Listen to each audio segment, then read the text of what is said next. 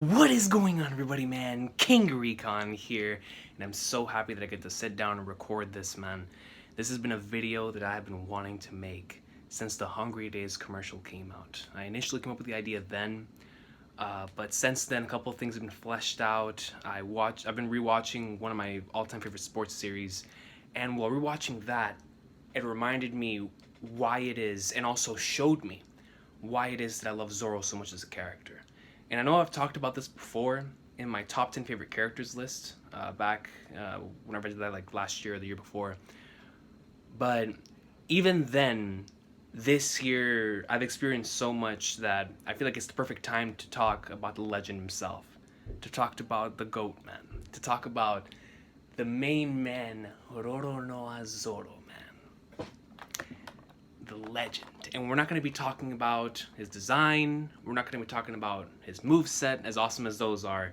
We're not even going to be talking about man's backstory. Stairs, Kuina, none of that. We're not going to be talking about none of that. What I want to talk about is how Oda has used this character to truly inspire me, which in turn is why I believe he is a phenomenal character. Because it's one thing to write a character you think is a beast. It's one thing to write a character that you think is really cool and has an awesome moveset. But it's another thing to write a character that can truly inspire you in something that you're trying to achieve, especially if he's inspiring you on your path, or if he's inspiring you and showing you something you can relate to on your path to reaching that dream or that goal that you want to achieve. And so that's what I want to talk about today, man. I have 6 different topics that Oda has presented forth through Zoro's character that I think is just very, very important. And for those of us that have dreams and goals that we want to achieve, especially the big ones, I want to show how Oda has used Zoro as a representation of that. And I feel like it's pretty cool that Oda's done it, because Oda really did go from the bottom all the way to the top. So to use Zoro in that way is really cool, because it just shows me maybe this is how Oda has viewed his own journey. But regardless, let's go ahead and talk about it, man. Let's go ahead and talk about it. We'll start off with the first one. And the first topic I want to talk about is the pain of loss. For any of you, regardless, this is why I love sports anime so much, is because I feel like they portray the pain of loss better than any other anime, at least for me. A lot of sports series that I watch, the losses are always the one that stick in my mind, because they're the most emotional moments in those series. But also it's because we can relate to them. You know, it's one thing to lose in something that you don't care about, but it's another thing to lose in something that you really care about, the thing that's your thing, the thing that you want to achieve and the thing that you want to thrive in. It's one thing to lose in that, man. And Oda has shown the pain of loss through Zoro. We have seen Zoro go through the Mary's death, which is a straw hat. We have seen him go through emotional situations and scenarios where so many other characters will shed tears. And there's only one moment in the entire series that he's ever shed tears. And that's whenever he lost to Mihawk back in chapter 51, which I look forward to going into more depth, and I'm looking forward to having a more in-depth discussion about that whenever we read the Boichi version of that later on this week. But when Oda showed Zoro crying after losing to Mihawk, it's an extremely powerful moment, because it shows me that the pain of loss, the pain of losing in that thing that you want to do, is one of the worst feelings you could ever have, man. And sometimes it's so hard to keep it in, because this is your thing. This is what you spend all of your time thinking about. This is what you spend all of your time moving towards. And so when you lose, even though in the back of your mind you're probably thinking, a loss is going to help me. A loss is going to help me in order to grow as an individual. A loss is going to help me to be able to grow and continue moving forward. You don't want to lose. Who wants to lose? And so when Oda showed Zoro, and to me it's even more powerful on a reread when Zoro cries against Mihawk, because you know what that man does. You know the work that he puts in. And so you you relate that to your own situation. And like for me, right, even now, and it's been, I've been working on it this year, but for the longest of time, I was so afraid of loss when it comes to what I want to do that I wouldn't even share ideas and or things with other people because I didn't want to get those things rejected, because that's just how much I care about it, man. That's how much I care about the writing. That I would never show it to anybody because I don't want people to ridicule it. I don't want people to criticize it. And that was just my mentality for so long. So I understood how Zoro feels because I went through it, man. I went through it back in high school. I know what it feels like to take L's in the thing that you want to do. But I also know the feeling of, which is why I love that in the very same scene with Zoro, where he cries, he says, "Captain, I promise that I will never ever lose again, dog. This will be the final L that I take." And I felt that deep in the core of my heart, which is why it's one of my favorite moments in the entire series. Because whenever you take that L, you work harder than you ever did previously, which just shows me that even though you feel that pain and you don't like to lose, whenever you do lose, use it as a positive in the same way that Zoro did right here, man. And it truly still is. And like I said before, it's even more impactful in a reread, which is why I still take it to be one of the best moments in the series for representing that, the pain of loss. As a matter of fact, I think it might be the prime moment of representing the pain of loss, because it has both sides of it in the very same moment, in the very same panel. You see the tears coming down, showing just how painful it was for Zoro to lose to the very same man that he wants to surpass, and the thing that he was worked so hard in. But then it also shows his resolve to continue moving forward and how this loss will make him better. Showing the good in losing and the bad in losing. It's a genius moment, and it's amazing for his character. It truly, truly is, and it hits home because I think that not only I can relate to that, but I think a lot of you can relate to that as well. And the second topic that I wanted to talk about is another personal one for me. Well, I think most of these are personal, but this one especially for me, because I'm sure a lot of you probably don't do them. Well, maybe some of y'all do. But for me, this one's a big one. And this one is a pretty... It's one that I believe to be a small thing, or you might see it as a small thing, but for me it's huge. And that is the ability to sleep freely. You know, to this day, and I've been working on it, I've been trying, but ever since I took on this dream of mine, I always feel guilty whenever I sleep for a long period of time, which is why I don't. It's probably why I get sick a lot. But I don't sleep because I feel like it's time that I'm losing. It's time that I'm losing that I could be using towards writing and or doing YouTube or moving forward in some way, shape, or form in those two things. And so whenever I see Zoro sleeping, especially during the day, at first I didn't understand it. And as I've gotten older, I've come to understand and appreciate whenever Zoro sleeps as freely as he does and no one says a thing about it. And the reason for it is because everyone knows how hard that man works. Not only that, but Zoro himself has come to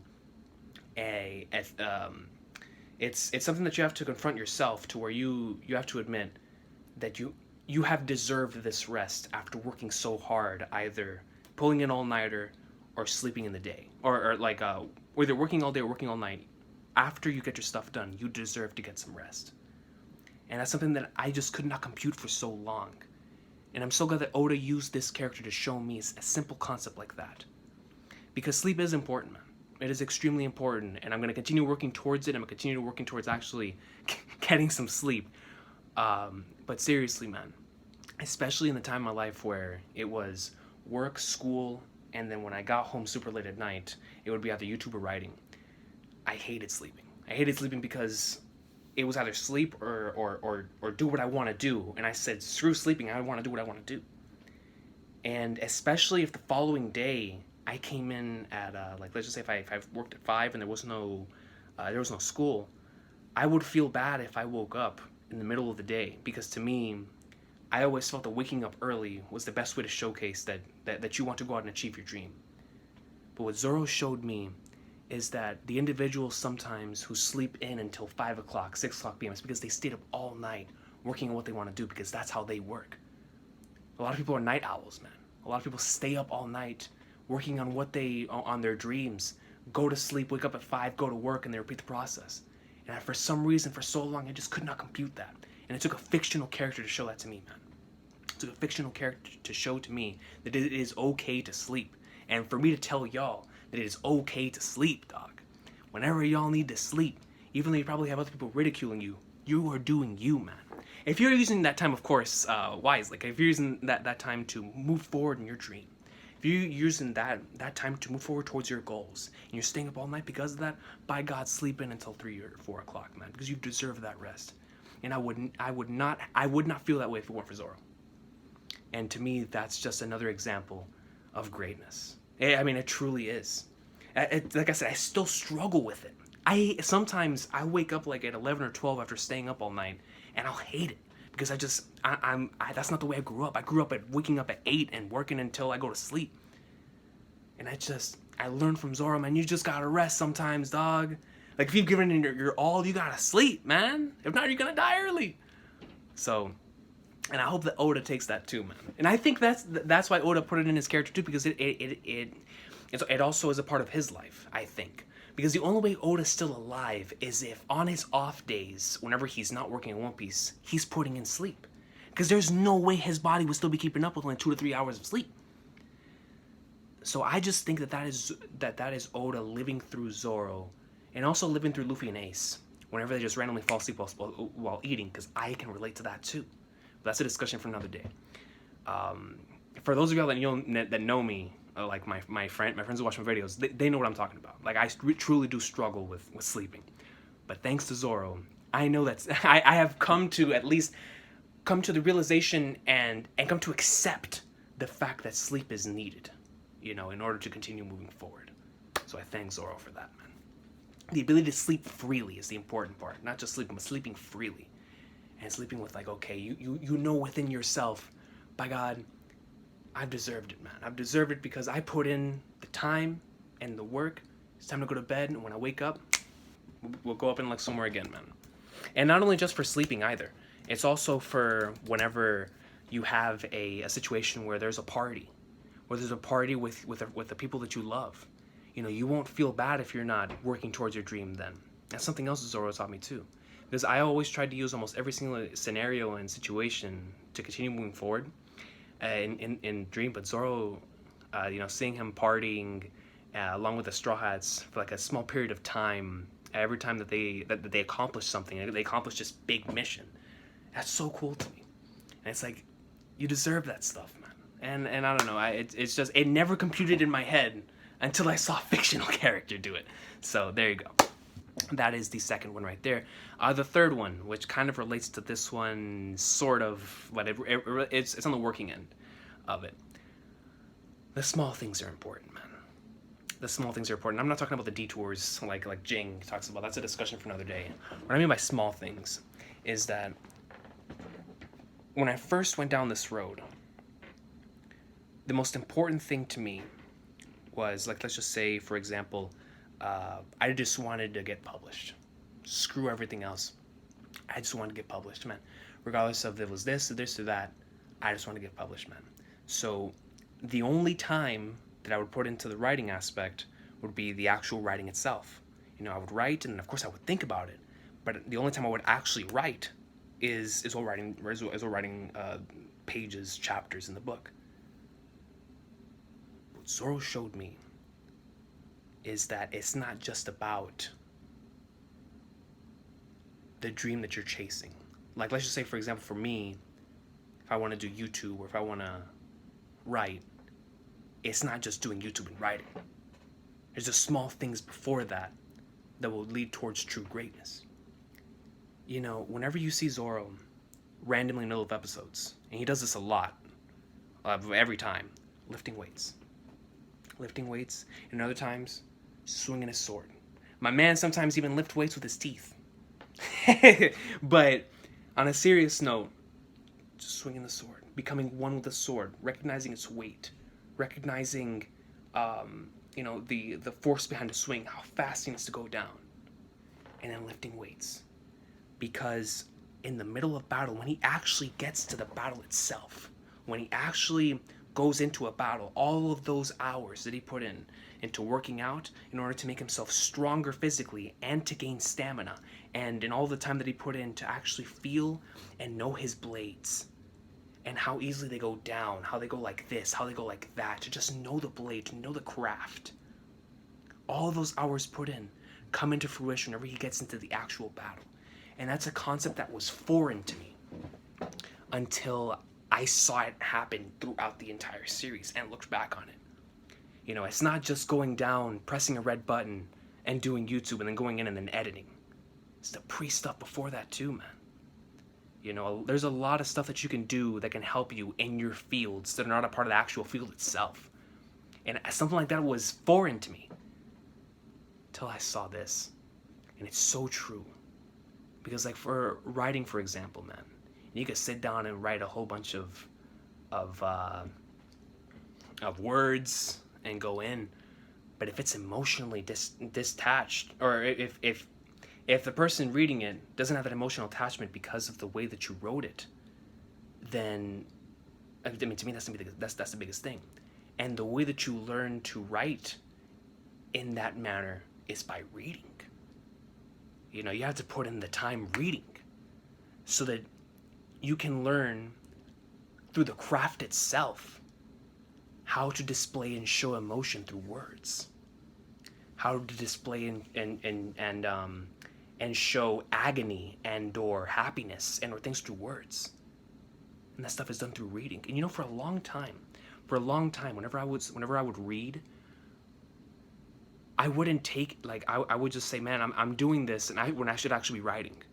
When in actuality, the reading part is a part of the process, because I'm learning, I'm gaining experience, I'm learning all these styles, I'm learning all these different techniques, I'm learning the craft, I'm learning how to feel and become one with the medium that I'm trying to get into. And so it's not just about me sitting down and writing. It's the stuff that leads up before that too that's also important. It's not just wasted time. And it took me to see Zoro lifting weights with his mouth and playing with his blade in the openings to see that.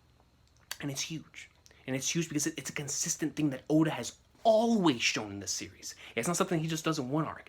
He does it in every single arc. We always see this man training.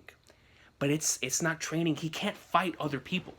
There's no other swordsman. I mean, he could fight Brook or Luffy, but what would that be? He wants to be the strongest swordsman, not the strongest dude.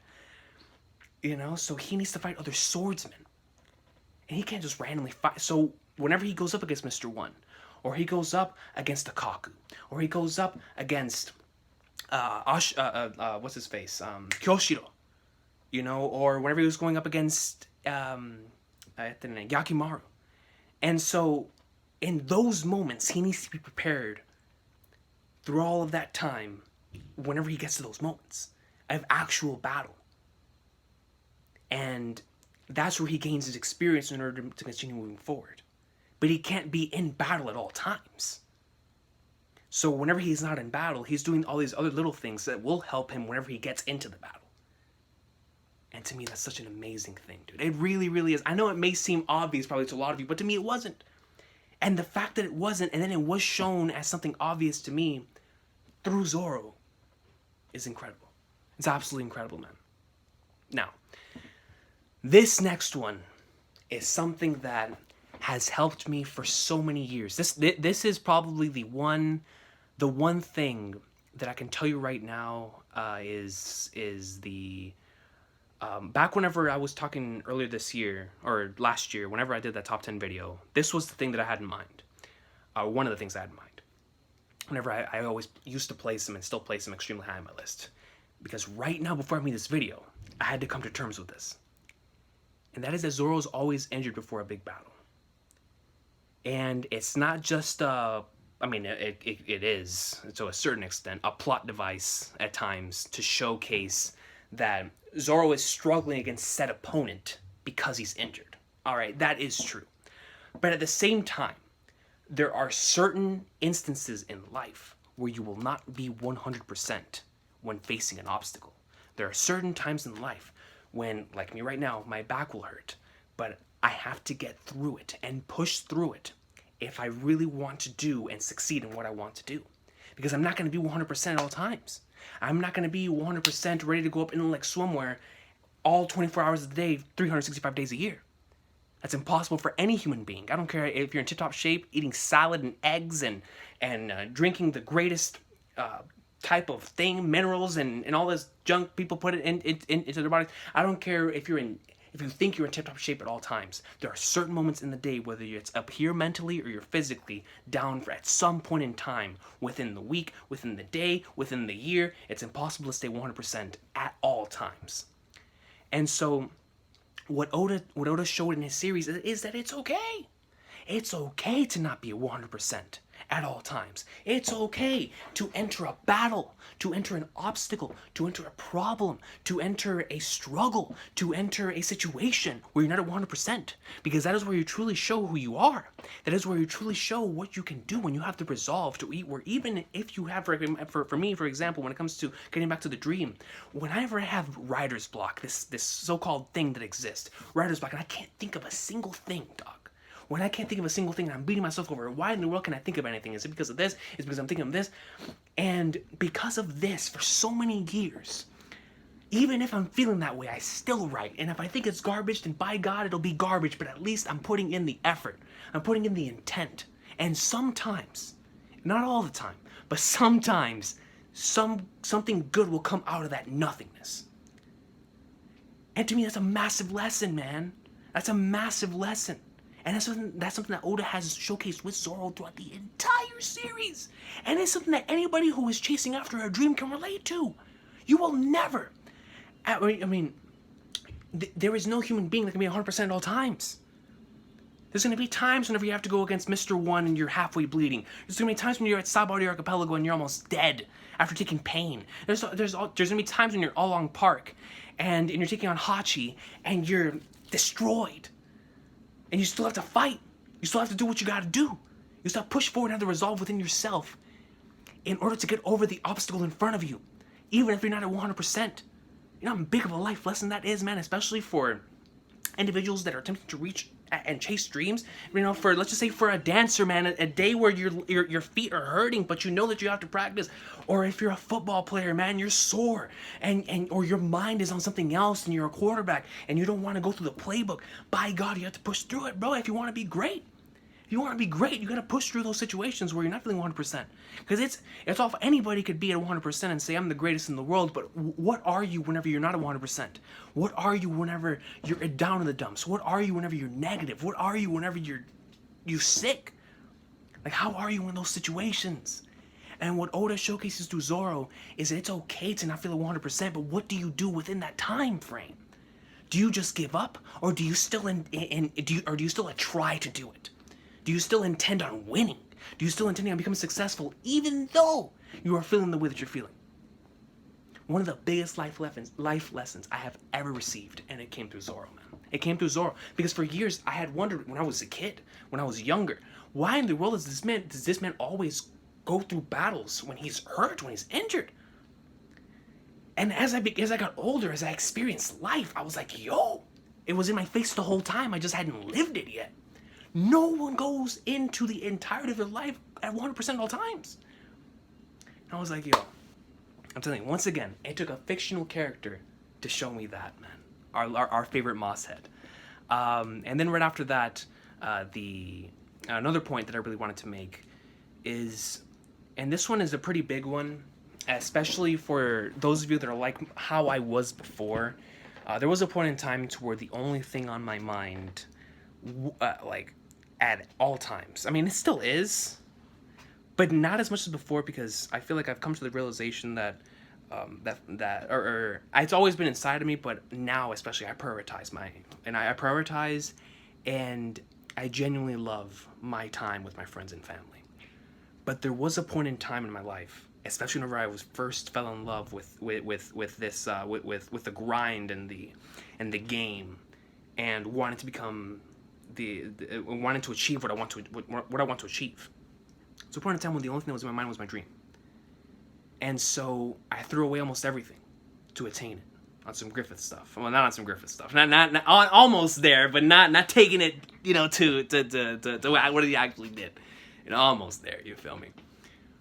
But there definitely was a point in time in my life where I was like that. And what Oda showcased through Zoro, because I'm going to assume that Oda went through this himself as well, is that one has to, or even though you're giving 110% to your dream, it doesn't mean that you could just throw everything else away. You know what I'm saying? And one thing that's very, very important is supporting the dreams of those that you love as well. Supporting the dreams of your friends. You may say within yourself, or if anyone says it, but you may say within yourself, I really want to achieve this. But do you also want to see your friends achieve what they want to achieve? Like, do you also want to see your family achieve what they want to achieve?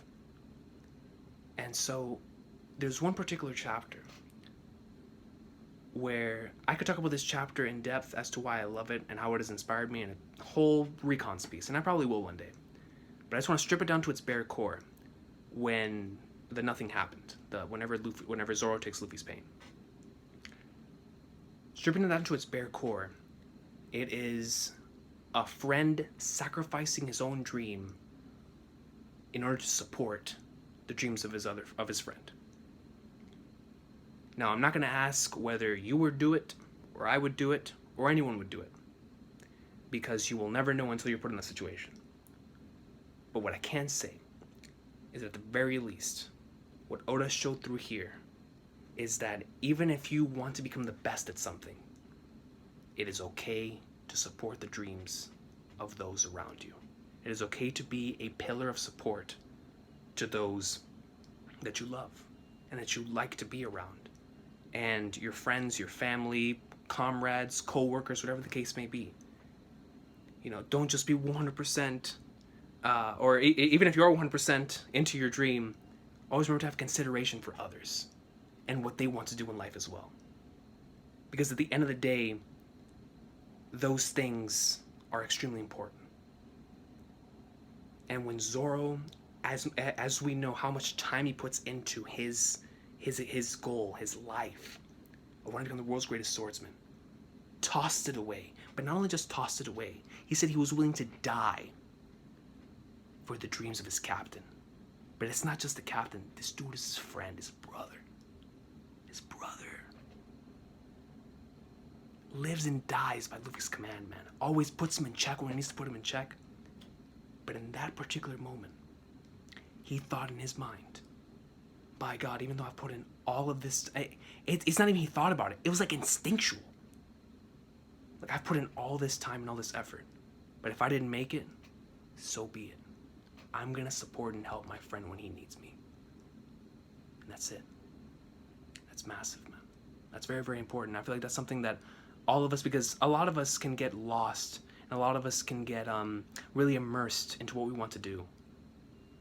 But Oda showcases us through that scene, or represents and shows, and as Zoro's representation of that concept, that even if you want to be the best at something, always remember to have consideration for those other people around you, man. I feel like Oda himself also had to work on this, because I had always wondered how it is that he works all the time in One Piece, and yet he still has his family that he loves. And we see why in this scene right here. Because even though he puts 100% of his time into this, whenever it's actually time and to spend time with his family, he's spending time with his damn family. And he's thinking about his family. And he loves his family. And so that stuff is very, very important, man. Very, very, very important. And then, of course, my final one, and this one's huge. This one,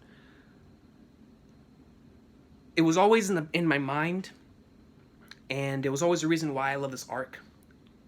But my most recent reread of this arc, or I should say the one before that, put it in one of my favorite arcs in the entire series. I'm talking about post-Marineford.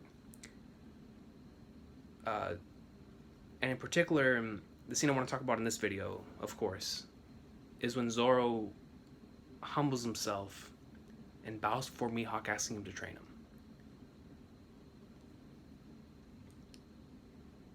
To have the ability to humble yourself, man. To have the ability to look at yourself in the mirror and say, I am not the best. I need help. I need to grow. I need to get better. It's a step that every single last one of us needs to take. But it's something that a lot of us have too much pride in order to swallow said things, in order to accept said things. And it's a moment that will always stick out to me. Because, of course, at face value, it is just a gesture, another gesture of Zoro's loyalty to Luffy. To where, even though you know in the bottom of his heart he wants to defeat Mihawk in order to become the world's greatest swordsman, and after what just took place, he wants to become stronger in order to make sure something like that doesn't happen again to the crew. So he's doing it for Luffy, he's doing it for the Straw Hats. But also inside, in order to come to that acceptance, in order to actually say to yourself, I need help. I need to grow. I am not the best. I need to hone this skill over here, or this skill over here. Hell, to even go to the number one obstacle in your life and confront it. To confront yourself first, of course. But then that obstacle as well. Dog.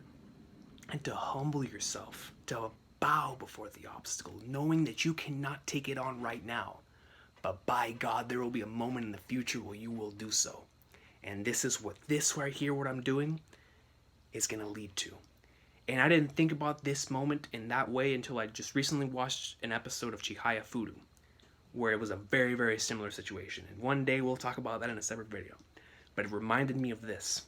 And it really stuck out in my mind as that right there. That right there is exactly why that moment means so much to me.